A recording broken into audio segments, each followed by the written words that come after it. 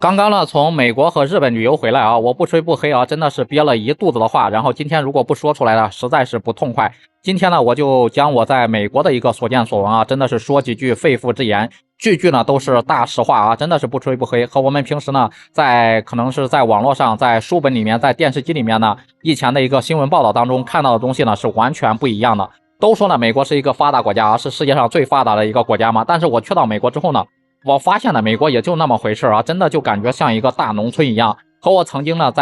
就是网上看到那些画面和了解到的一些美国呢完全不一样，真的是颠覆了我的一个认知啊。今天呢，我说的全部都是肺腑之言，全部都是大实话啊！希望大家呢，今天呢刷到我的视频，看到我的视频呢，能够给我点个赞，能够关注我一下，然后支持我一下。现在呢，咱们就废话不多说，跟大家呢一一的道来我在美国的一个所见所闻啊。首先呢，我就是先去的是美国的一些比较一线的城市嘛，就是美国的洛杉矶，包括纽约啊。我想去到那边呢，看一看美国的包括城市建设，包括他们的地铁呢到底有多牛。因为美国毕竟是发达国家，包括那个地铁也是他们最先建的嘛。但是呢，当我在这些城市里面溜达一圈之后呢，我发现他们就是整个城市里面的高楼大厦呢，甚至没有武汉这边多，就更别提那种比一下咱们的一线城市北上广深了。基本上除了纽约还有洛杉矶，就是市中心，就是那叫什么趟嘛，那叫downtown嘛，市中心有一些比较高的楼之外，就是你再往就是可能开个几公里、4、5公里往外走一点，基本上也就是一些平房了，或者是什么一些很矮的一个房子啊，感觉完全没有大都市的一个感觉。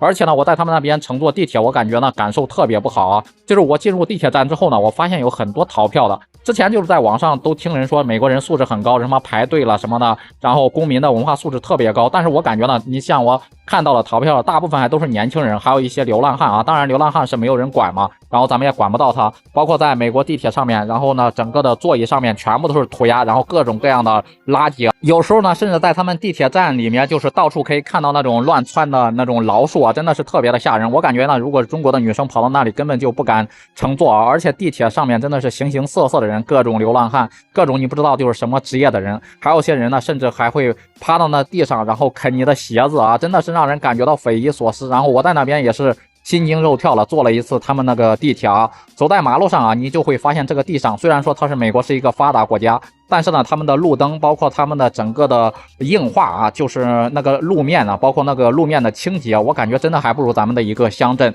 然后呢，还有好多的那个下水道，包括那个下水的盖子，然后都破了很大的洞，也没有人维修啊。我不知道他们的城建，包括他们的城管到底是干嘛的，然后就是感觉非常危险，就是万一踩空了，就有种掉下去的一个感觉，就是人一下子不见了，然后有可能就失踪了嘛。我就是很好奇嘛，为什么美国一直在报道他们那边的失踪人口那么多，有可能就跟这个有关系啊。还有就是很多人都说美国那边的医疗特别发达嘛，什么人人都有保险，然后全民医疗，人人都能够报销。但是呢，我在那边也是，然后生了一点小病，就是感冒的一点小病嘛。我在那边呢，真的是感觉看病也是特别的不方便啊，去那种公立医院要排那种长队的。基本上排到你一个小感冒，你好了之后也排不到你的队。就比如说看个牙齿疼，有可能几个月之后呢才轮到你的号。但是呢，你如果去那种私立医院，那种平民基本上是消费不起的，动不动随便医生给你开个药，给你看个病呢，都是几百美元、上千美元啊！大家换算一下人民币要多少？所以说呢，也别羡慕他们什么全民医疗啊，全民医疗的前提就是公立医院天天排队，天天排队，然后夜夜排队，然后私立医院非常贵，又消费不起。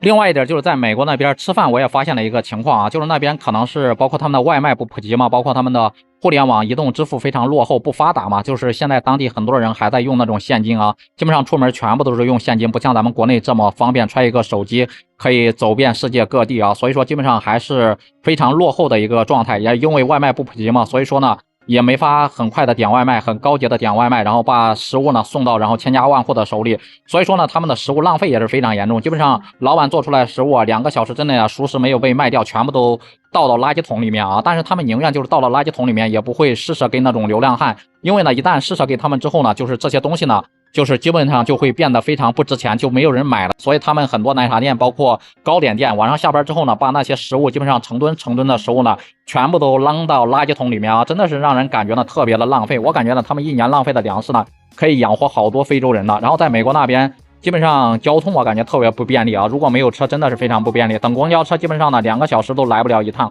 不像咱们国内2、3分钟就来一趟，非常方便。所以说美国人基本上人人都开车，也不足为奇了，因为你出门坐公共交通，你基本上都有可能呢等个几小时都等不来一辆车啊。所以说不买车的话，在美国那边基本上寸步难行啊，包括他们写字楼里面，就咱们刚才提到的浪费现状。那种空调，包括那种加湿器什么的，一年四季不管上不上班，不管有没有人啊，全部都是开启的状态，晚上灯也全部都是开启的状态。我真的是感觉呀，美国人一年浪费的电也可以够咱们全球很多国家都可以使用了，他们根本就没有意识到这是一种浪费啊。而且呢，基本上美国人也不是都是那么有钱的，基本上很多人呢就会到礼拜跑到那个教堂里面，因为做礼拜嘛去蹭饭。而且基本上很多美国人手上呢没有什么存款啊，不像咱们中国人都有什么积蓄，可能呢他们很多人呢连$100都拿不出来，甚至有人呢连$50都拿不出来。就是万一呢就是有什么家庭的变故或者有急用的情况下呢，他们根本就没有钱的，所以说他们就是享受当下嘛，也不管未来是什么样的情况。包括另外一点我也是非常的匪夷所思，就是美国人那边无论是男生还是女生，无论是怀不怀孕啊，